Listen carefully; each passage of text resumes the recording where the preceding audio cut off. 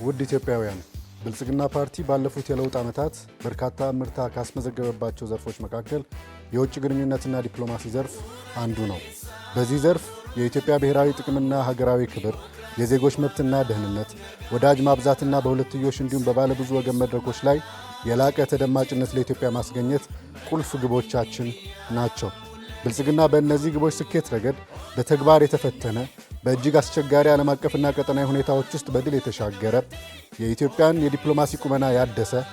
የትላንት ስህተቶችን ለማረም የዛሬ ፍላጎቶችን ለማሟላት እንዲሁም የነገ ተስፋዎችን እውን ለማድረግ የሚረዱ ተግባራዊ እርምጃዎችን መውሰድ የቻለ ፓርቲ ነው። ብልጽግና ከዚህ ቀደም እምብዛም ትኩረት የማይሰጣቸውን ሀገራት፣ ቀጠናዎች፣ የትብብር መስኮችና የዲፕሎማሲ አካሄዶችን በሙሉ እይታ ዳግም በመቃኘት ኢትዮጵያ እጅግ ፈጣን በሆነው የዓለም እድገትና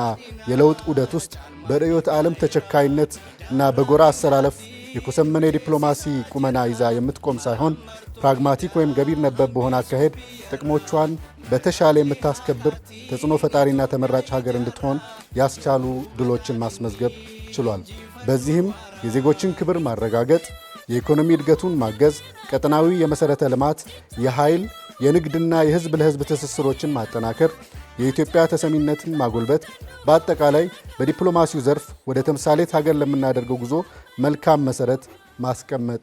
ተችሏል።